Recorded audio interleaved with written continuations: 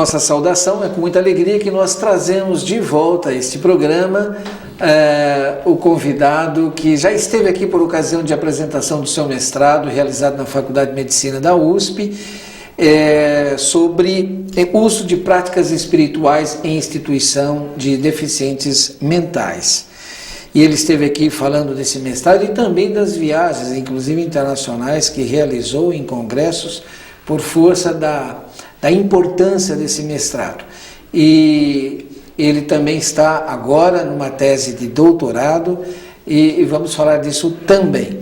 Eu estou falando, alguns já perceberam de quem estou falando, de Dr. Frederico Camelo-Leão, que é diretor clínico das Casas André Luiz, é psiquiatra. Tudo bem, Frederico? Tudo bem, Jeter. É uma alegria sempre muito grande conversar com você, porque o Frederico, gente, ele é assim, para mim, pelo menos, ele foge muito daquele psiquiatra tradicional, né? Ele tem uma gama, uma polivalência muito interessante, né?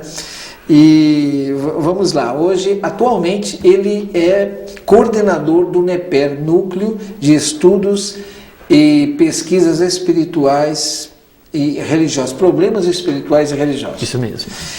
O NEPER, ele está inserido em que contexto? Um contexto importante, né, Frederico? Sem dúvida nenhuma. O NEPER, Jeter, ele pertence ao Instituto de Psiquiatria do Hospital das Clínicas da Fundação Faculdade de Medicina da USP, né?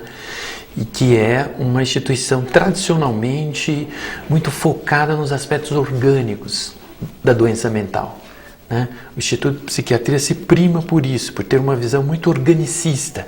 Não que lá dentro não hajam pessoas que têm uma visão mais psicodinâmica e até uma visão espiritualista, tanto é que foi possível montar esse grupo aí.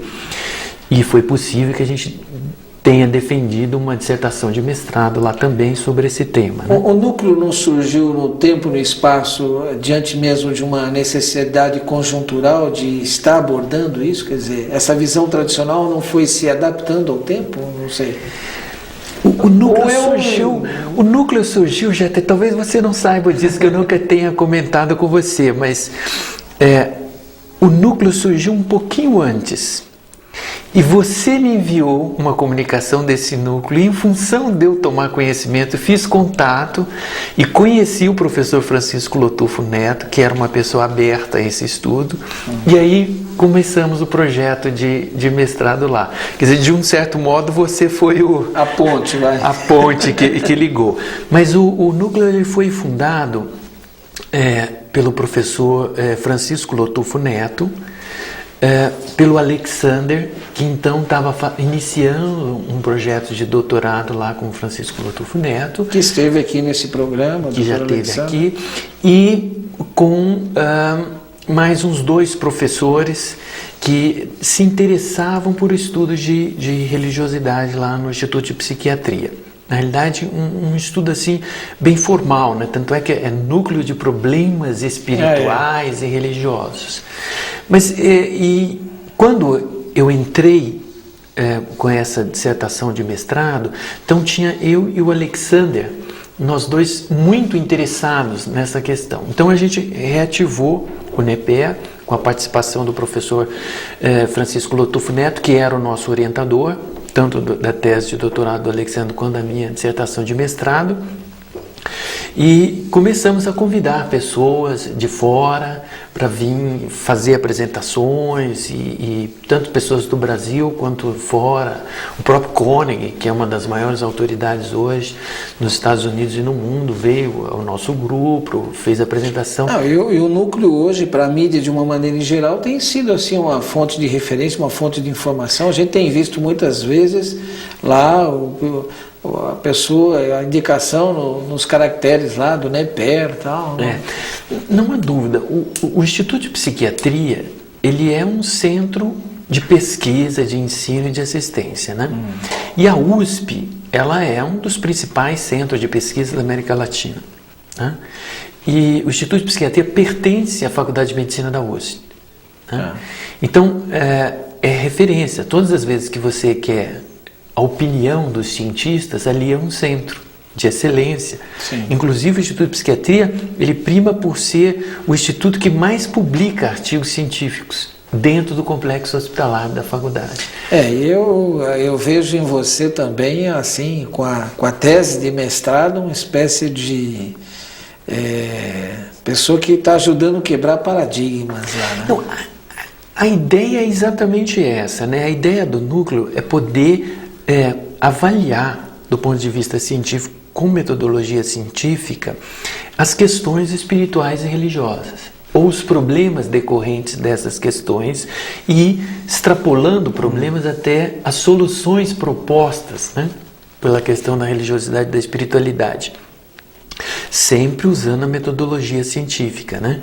Porque, na realidade, ali é um centro de pesquisa científica. Então, a abordagem é diferente de uma abordagem religiosa, propriamente. Uma abordagem estritamente científica. Agora, o que se observa? Que tanto a religiosidade quanto a espiritualidade tem um impacto no comportamento e na evolução significativo, clínica. Né? Significativo. E isso é que está sendo estudado e avaliado. E o mundo está se despertando a isso, né? Nós não somos uma ilha no mundo, né?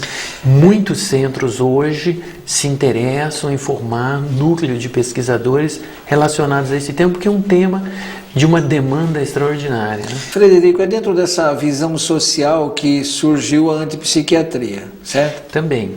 O movimento de antipsiquiatria está inserido nesse processo. Foi algo um tanto quanto radical e que acho que já abandonado, né? Ou não? Sem dúvida, está superado. É um movimento que existe ainda. Todos esses movimentos, eles nunca acabam. Sempre tem os seus seguidores e continuadores. Tá certo. Né? E diria que no Brasil, às vezes, ele é até atrasado em relação a outras partes do mundo, né? É que hoje o que está em grande voga é realmente a psiquiatria organicista. Uma visão mais organicista da psiquiatria. Agora, como é que chega o espiritual nisso tudo? Então, em função do fato de que a psiquiatria organicista, que medica muito, que é muito voltada na medicalização do paciente, não conseguir resolver todos os problemas, começa a demanda da questão espiritual. Que a gente nunca pode esquecer, Jeta, que nós vivemos num país demasiadamente espiritual, né? Um país cuja cultura é muito religiosa, é muito espiritual. E doença, saúde, tem tudo a ver com essa relação com valores, com história, com cultura, com maneira de ver o mundo, ver a vida, ver-se a si próprio, não é isso? Então isso é inegável. Então está inserido nesse contexto que a visão espiritual e religiosa faça parte do tratamento também, já que faz parte da causa. Tá. Né? Então, hoje em dia, o que seria assim, mais moderno, mais atual, seria você encarar o indivíduo como um indivíduo que tem um corpo, que precisa ser cuidado, que precisa ser medicado em determinada situação, tem uma mente que tem conflitos, e aí a grande importância da contribuição da psicanálise, que foi muito profunda nessa questão dos conflitos. O que acontece que Mas a psicanálise também está vendo a coisa do espiritual? A psicanálise tem várias vertentes. Né? Tá. A psicanálise não é mais a psicanálise de Freud. Ela teve muitos seguidores e muitas escolas. Então hoje é uma árvore com muitos ramos, inclusive o ramo da espiritualidade. Existem pessoas interessadas em religiosidade e espiritualidade que são psicanalistas e que procuram estudar o problema e o fenômeno espiritual sobre o vértice da psicanálise. Né? Então, dentro dessa visão, Frederico, o NEPER é um núcleo de revitalização, de atualização no Instituto de Psiquiatria da USP? O Instituto de Psiquiatria da USP... Ou pelo menos de pesquisa, assim, de ponta, né? Exatamente. O Instituto de Psiquiatria da USP é um instituto de pesquisa de ponta, tanto na parte orgânica quanto na psicodinâmica. A psicanálise está lá dentro do Instituto de Psiquiatria. E é aberta a questão espiritual. E é aberta a questão espiritual e religiosa. Quer dizer, o Instituto de Psiquiatria tenta entender o sofrimento psíquico e as formas de tratá-lo nas suas mais diversas vertentes, né? Eu acho que é isso que é importante, quer dizer, o respeito e a diversidade de vértices de observação de um mesmo fenômeno. Porque o ponto essencial já é que a gente sabe muito pouco. Né? o conhecimento nosso ainda carece de muito desenvolvimento. Isso assusta algumas pessoas, mas para outras é extremamente estimulante. Como pesquisador é extremamente estimulante. Porque a busca do conhecimento é um dos sentidos da vida. Agora, na comunidade acadêmica, como é que vocês são vistos? Há uma receptividade, há rejeição, há cautela, mantém a distância? Como é que é isso? Olha, talvez a palavra cautela seja a que descreve melhor, né? O cientista, de um modo geral, ele tende a ser cauteloso, ele tende a querer ver evidências, fatos, casos, para poder opinar. Lógico que todo pesquisador, ele a priori, ele tem uma opinião a respeito das coisas, né? E mesmo o ponto que a gente falava que é importante, os pesquisadores, mesmo os mais organicistas, eles estão inseridos numa cultura religiosa, né? Então eles acham interessante, mas ainda não se descobriu qual é a metodologia que traga, do ponto de vista científico, com evidências consistentes, né, essas questões interessantes da religiosidade e da espiritualidade. Então as pessoas, a priori, elas não são hostis, elas são cautelosas, ficam expectantes, querem saber quais são as pesquisas que estão em andamento, quais são os resultados que essas pesquisas produziram, a publicação. Agora, no exterior, isso está mais avançado do que aqui no Brasil?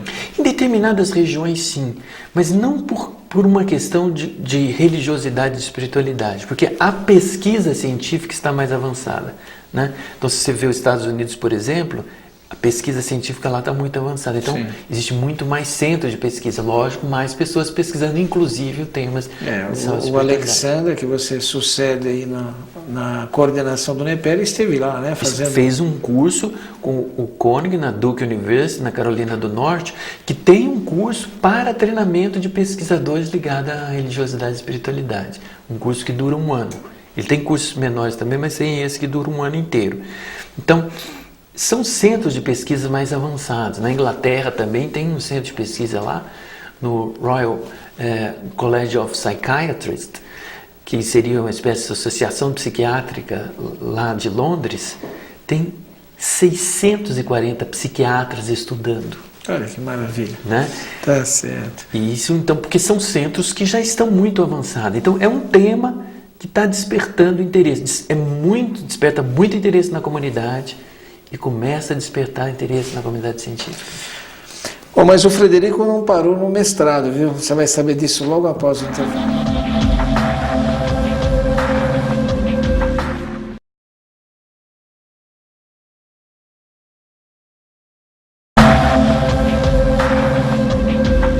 Nós estamos conversando com o Dr. Frederico Cameleão, psiquiatra, diretor clínico das Casas André Luiz, atual coordenador do NEPER, para você que ligou a TV agora, e com a tese de mestrado, que já referenciamos no primeiro bloco.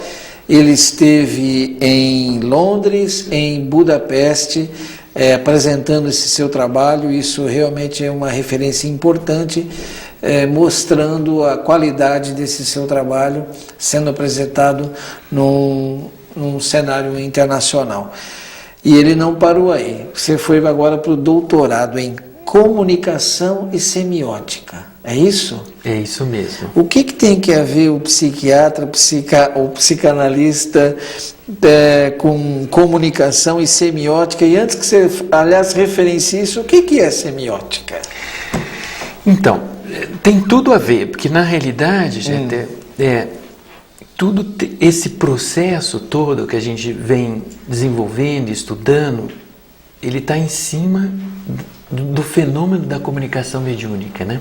Foi através do estudo de estados alterados de consciência, da comunicação mediúnica, que a gente começou a verificar o impacto disso. Então, a linha de pesquisa que eu venho desenvolvendo é uma linha de pesquisa de comunicação. É verdade. Né? Tá, isso mesmo. Então, daí o interesse de estudar os fundamentos científicos que possam transmitir, né, numa linguagem científica e aceita pela comunidade científica, esses fenômenos impactantes de comunicação mediúnica e do efeito deles no comportamento e na evolução clínica do paciente.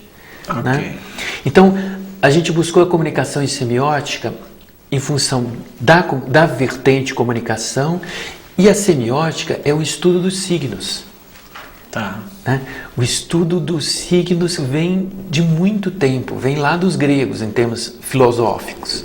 Né? É isso que você fala assim, interpretação dos signos, mas a gente nota que quem trata desse assunto geralmente se autodenomina ou aparece na mídia como filósofos.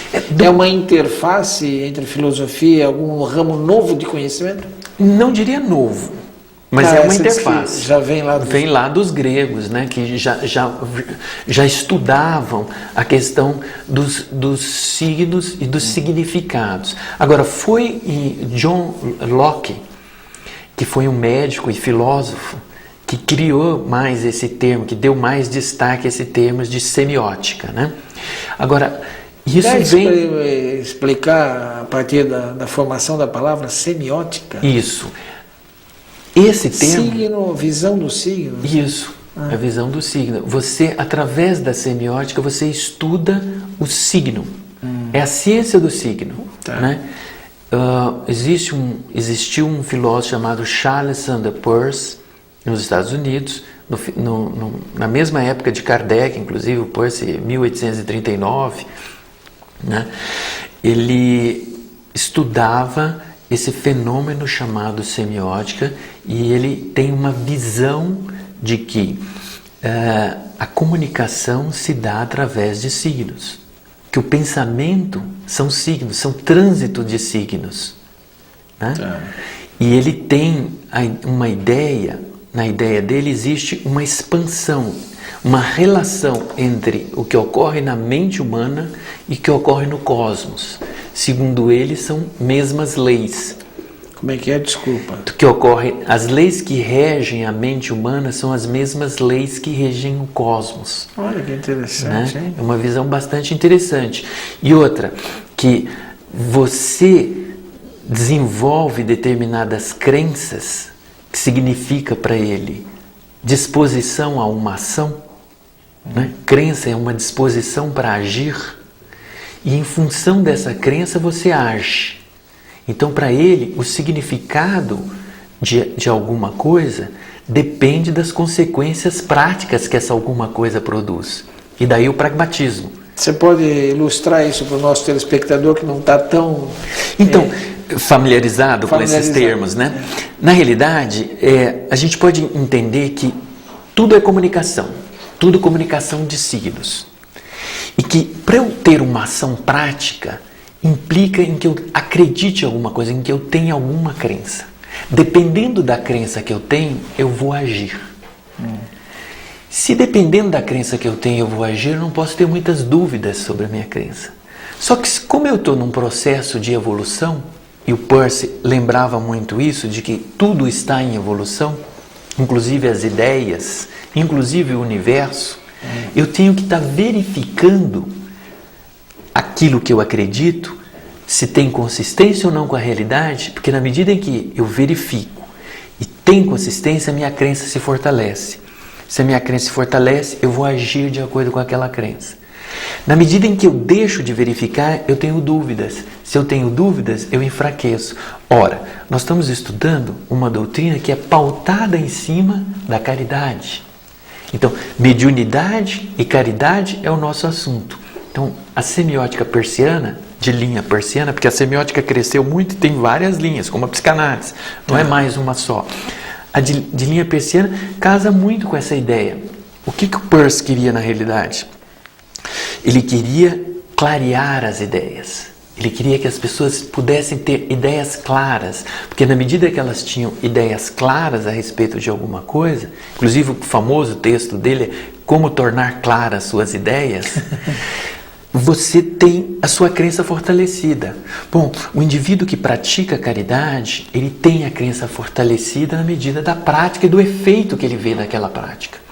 E mais, o Kardec dizia, fé raciocinada é aquela fé na qual você põe em contato com a realidade, confronta com a razão, e se ela se sustenta, você continua. É exatamente o que o Peirce dizia nos seus estudos. Então, o Peirce, ele era um matemático, um lógico. Então ele percebeu que essas leis, elas, como eu disse, se aplicavam na mente humana, no cosmos como um todo, mas se aplicava tanto na vida cotidiana quanto na ciência. Então ele deu o que se chama de critério de verificação de uma ciência. E a ciência desenvolve exatamente nesses critérios verificacionistas. E mais ainda, o Peirce ele foi contra, porque os empiristas também pensavam assim, né? Tanto é que achavam, nós temos que abandonar a metafísica, aquelas ideias, tem que abandonar os dogmas religiosos, e só o que vem através da experiência que é verdade.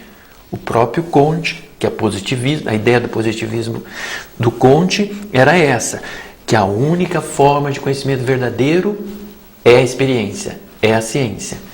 Bom, o Peirce questiona tudo isso, ele fala, olha, nós precisamos verificar, mas existem muitos outros fatores envolvidos do que só a experiência. O surgimento da doutrina espírita não está um pouco aí na relação com os dois, tanto com o Peirce quanto com os empiristas? Porque é uma coisa baseada na experiência. O Kardec, peraí, o que é isso aqui? O Kardec às vezes é muito chamado de muito positivista até, né? Porque o Kardec valorizou muito essa questão da verificação, né? O Kardec, ele, em função da ideia que ele tinha de que a fé raciocinada, ele estimulou muito o braço científico, né? Tanto é que na França isso é o que prosperou. A visão mais religiosa, se a gente pode chamar assim, do Espiritismo, é mais no Brasil. Sim. Nos outros lugares do mundo onde o Espiritismo progrediu no verso científico. Por quê? Porque a ideia era a seguinte, olha, como é que eu sei que esse sujeito que está comunicando aqui é um espírito? Como é que eu sei que isso não é uma fraude? Como é que eu sei?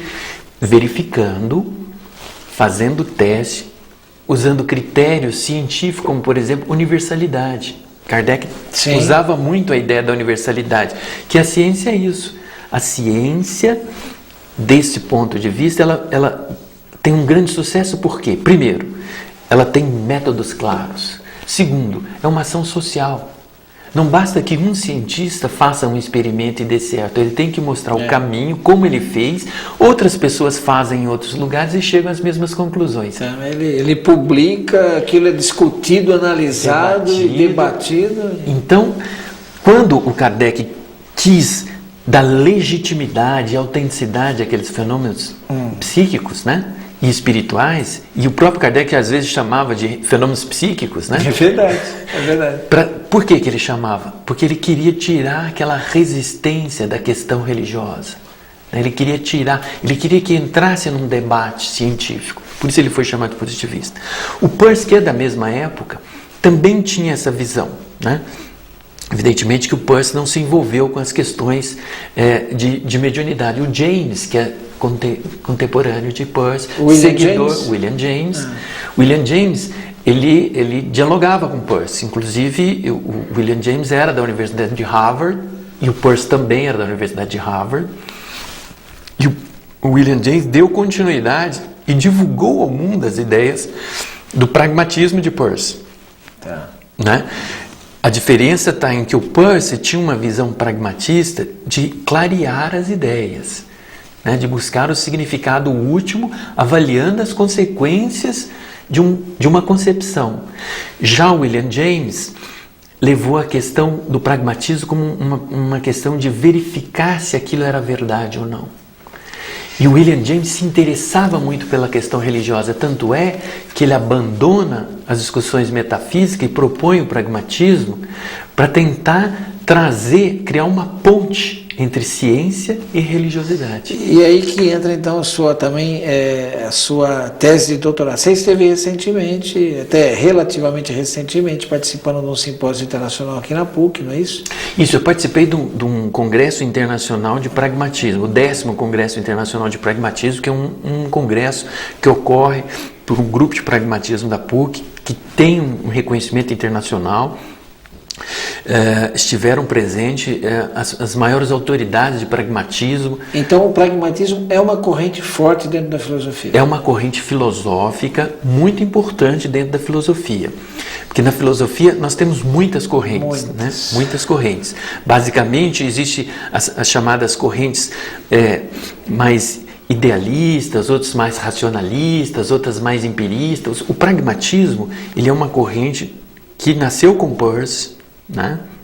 No final do século XIX, início do século XX, e que tiveram grandes continuadores como William James, como Dewey, Royce, entre outros, mas que tem também já ramificações.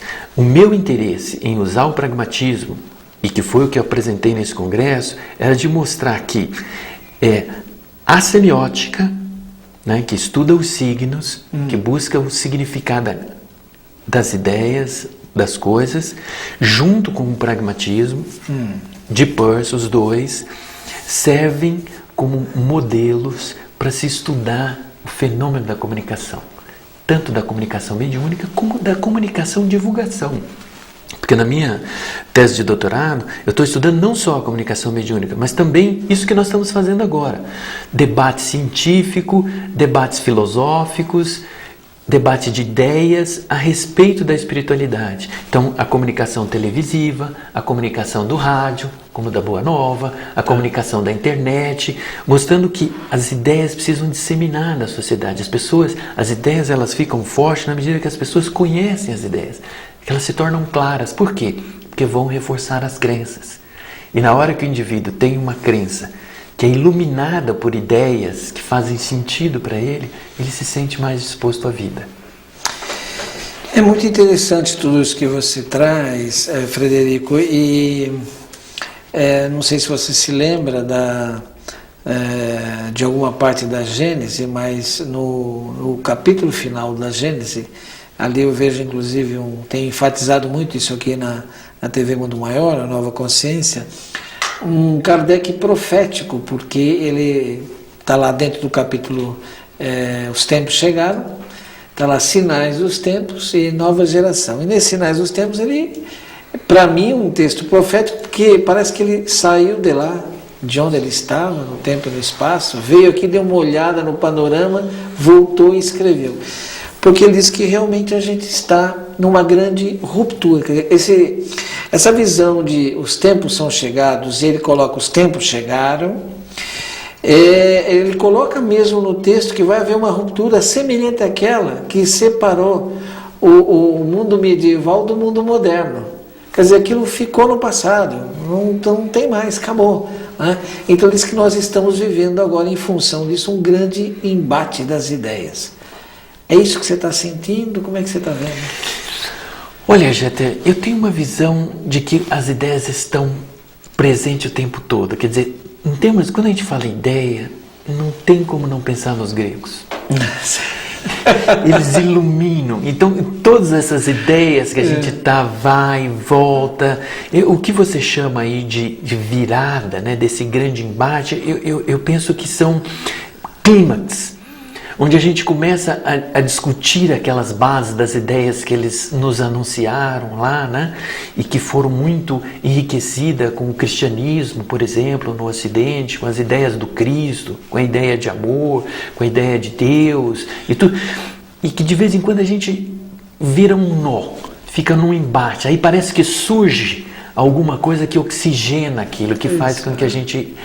né? Então, essas crises têm na humanidade, tanto no mundo das ideias, que é o nosso foco aqui, como no dia a dia. Mas como você disse, é o mundo das ideias que faz tudo caminhar, né? Que faz caminhar. Se a gente for ver, na realidade, nesse ponto eu acho que o Kardec estava muito iluminado quando ele dizia isso, olha, amai-vos e instruí-vos. Quer dizer, junto com as ideias propostas por Platão e o amor proposto por Jesus Cristo, você tem aí, né, a força integradora e criadora do amor, com a força das ideias, a busca do conhecimento. Estou na hora do intervalo, eu volto já já com o Frederico. Segura aí.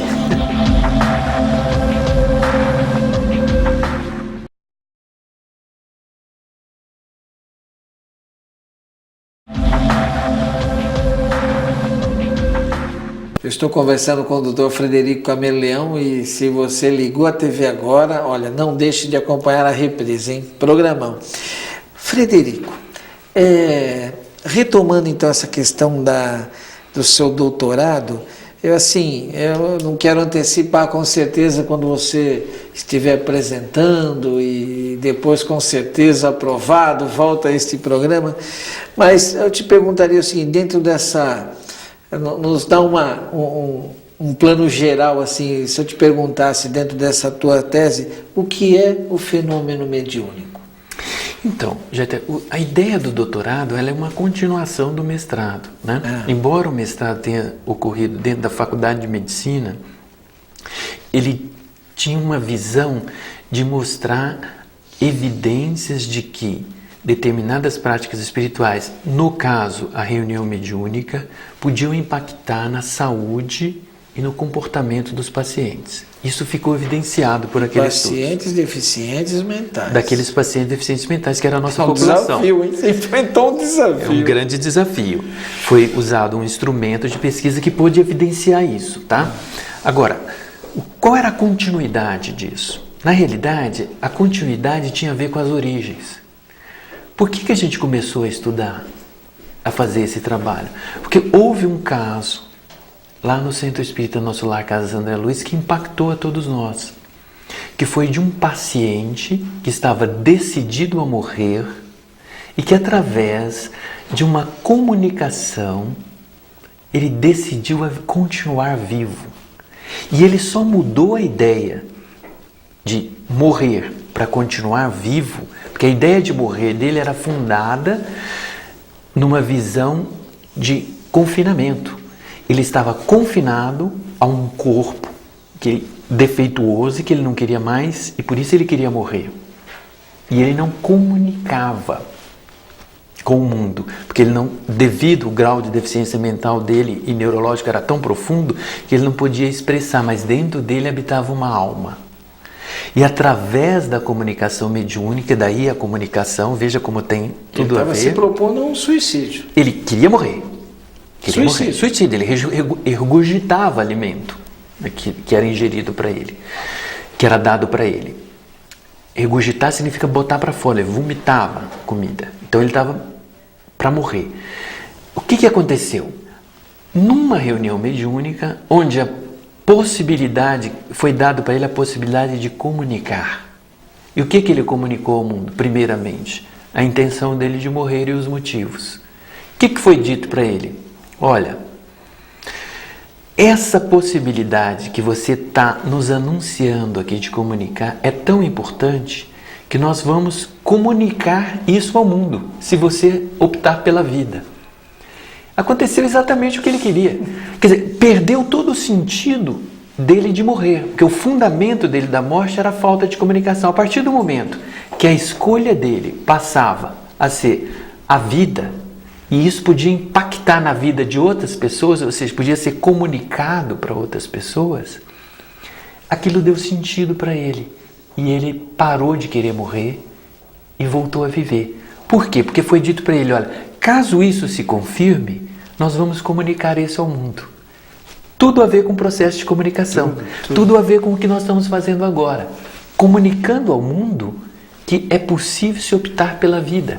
E que quando você opta por comunicar com o mundo, por dialogar com o mundo, você tem uma esperança maior, você dá um sentido maior para a sua vida. O McLuhan que dizia que tudo que comunica, modifica. E aí, no caso, para melhor, né? Exatamente. Houve uma modificação para melhor.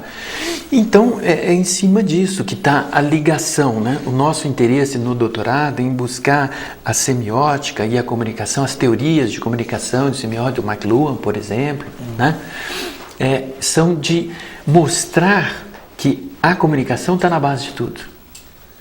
Que o indivíduo precisa sair de um confinamento interno e buscar o mundo, e buscar o outro, e buscar o seu semelhante. A ideia de conhecimento, o conhecimento propaga quando? Quando ele é divulgado. Por que a ciência tem tanto sucesso? Porque ela depende da divulgação. Não adianta você fazer um experimento científico, você precisa de publicá-lo, você precisa divulgá-lo ao mundo, você precisa apresentá-lo em congresso, você precisa apresentar numa televisão, numa rádio, na internet. E hoje, o que tem de mais avançado em termos de ciência? Internet. comunicação, telefone celular. Sim. Porque é isso que dá sentido. E a convergência dos meios, inclusive. E a convergência dos meios. A internet é considerada até a mídia que reúne todas as outras mídias. Que é exatamente a mídia por excelência de convergência, né? Então, a convergência dos meios de comunicação potencializa a comunicação e propicia que o indivíduo saia de si mesmo na direção do outro, na direção do mundo, que é o que muda a vida. Mas não pode potencializar também a confusão, até porque a internet tem de tudo, né?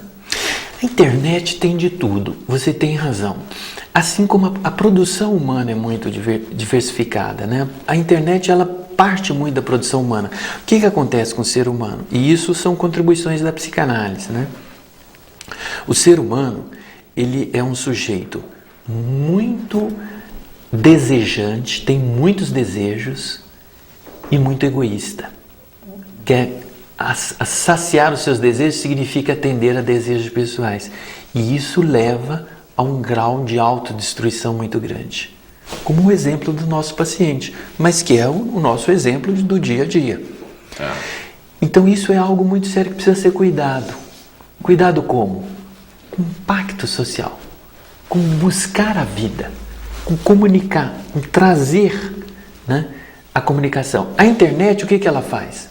Ela dá vazão para que você expresse esses desejos, né? Desejos sexuais. Hoje em dia, por exemplo, uma das maiores quantidades de sites na internet é ligada à sexualidade. Sim. Ela permite que você busque toda a espécie de desejos destrutivos que existe, né? Todas as distorções, mas ela também permite uma ligação, uma comunicação entre as pessoas. E aí é que vai caminhando, né? Aí é que vai caminhando as ideias. O conhecimento precisa avançar. Para o conhecimento avançar, ele tem que ter meios de divulgação. Agora, Frederico, você não acha que o paradigma materialista foi muito importante? Ele não deixa essas bases de verificação, de prudência, de experimentação, elas são importantes, sempre serão, mas não podia parar aí. O paradigma materialista, ele parece que deu o seu recado, mas ele não nos serve mais. Ele serve até um ponto, dali para frente nós temos que dar um salto de qualidade, não é isso? Aí que entra, eu diria então, essa coisa da espiritualidade que hoje permeia tudo. E eu vejo inclusive a sua pesquisa dentro do âmbito, como psiquiatra, dentro de um âmbito de uma instituição sui generis, talvez única na América Latina, como um campus muito importante de pesquisa, de avaliação, de aprofundamento, revelando assim então um horizonte novo. Isso, sem dúvida nenhuma, eu concordo plenamente com a sua ideia, Jeter. A questão que eu diria aí é a seguinte: primeiro, a ideia verificacionista não é um paradigma materialista. O que aconteceu é que é importante ter isso em mente. A noção de espiritualidade nunca nos abandonou. Nunca abandonou a humanidade e nem a ciência, e nem a discussão filosófica. Mas tem uma coisa muito concreta, então, e essa concretude se desfez. Por que surgiu? Por que esse concreto ganhou muita força? Porque houve uma distorção da visão espiritual. Se criaram muitos dogmas e algumas pessoas se arrogaram na autoridade de serem representantes da espiritualidade. Nem o Descartes era tão materialista. Não, ele era espiritualista. Bom. Toliram a ideia da livre expressão, da liberdade, e o conhecimento precisa de liberdade para avançar, inclusive o conhecimento espiritual. Né? Então, a espiritualidade sempre propôs, e aí o grande sucesso também do espiritismo está exatamente em você permitir a verificação dentro do nível espiritual. O próprio Kardec dizia, olha, não tem que acreditar no espírito porque é o espírito que está dizendo. Mesmo que você verifique que não é falso, que não há fraude, que é uma comunicação autêntica, não é porque é uma comunicação autêntica espiritual que ela é verdade. Você tem que questionar. Você tem que... Então o que ele fez? Ele permitiu que a espiritualidade continuasse em desenvolvimento. E nós sabemos que muitas vezes vem grupos de espírito aprender, debater com a gente os conceitos. né? Você não se sente em algum momento dando continuidade num outro patamar de qualidade mesmo a um trabalho que Kardec fez lá no surgimento da codificação? Bom, eu acho que é isso que o Kardec e os espíritos que os dirigiram esperam de todos aqueles que se interessam pelo espiritismo, né? De que a gente dê continuidade a esses estudos, a essas reflexões e divulgue. Senão, qual é a missão do espírita? Né? A divulgação desses conceitos e criar um ambiente de que esses conceitos evoluam. Por isso que as pessoas que são muito radicais, elas correm um risco e fazem um desserviço ao desenvolvimento, né? Tanto do espiritismo, quanto da humanidade, quanto de si próprio, porque tentam segurar. Né? Todos que tentaram segurar o desenvolvimento prejudicaram, retardaram. O desenvolvimento precisa continuar, né? E a nova física, ela tem tudo para contribuir nesse processo, né? A tal da física quântica. Não, contribui, evidentemente que contribui não só a física quanto a matemática, né? Quanto as outras ciências de um modo geral. Por quê? Mas é que a física sempre é considerada assim de ponta, né? De que puxa ponta, todas as outras. Puxa toda, é a ciência por excelência, que né? usa a matemática, muita exatamente. matemática. É verdade, você tem razão. E o que acontece? Porque estamos caminhando no lado certo, né? A universalidade que o Kardec nos alertava, né? Está mostrando que aquilo que nós chamamos de espiritualidade é algo tão presente em todo lugar que se chega por qualquer caminho. Muito interessante isso. Não é isso? Muito interessante. Eu queria retomar algo, assim, um comentário seu. Você falou lá, lembrou do Peirce, né? Que começa a semiótica, não é isso? O pragmatismo, a relação mente e cosmos. É muito interessante isso, né? Que se a gente fizer uma pesquisa, vai notar que sempre que o homem aprofundou-se um pouco mais no conhecimento de si próprio, no autoconhecimento, principalmente na área da mente, vamos dizer assim, ele também teve uma visão, eu não sei qual que aconteceu primeiro, mas elas parecem umas provocativas das outras, né? Essa visão do cosmos, né? Isso. A gente de repente instalou o Hubble, quanto tempo tem? Mais que 20 anos, né? Isso, uma coisa assim. E ele ampliou demais a visão do cosmos, né? Isso. Ele tinha uma visão muito restrita. Isso é. Olha, é muito interessante essa colocação sua. Tem um dos filósofos que muito influenciou o Peirce foi o Kant. E a frase famosa do Kant, né, ele dizia: 2 coisas me impressionam no mundo: o céu cheio de estrelas em cima da minha cabeça e a moral dentro do ser humano. Né? Então, e o que o Peirce fez? O Peirce realmente ele observou que aquelas leis, porque para o Peirce tudo segue leis universais.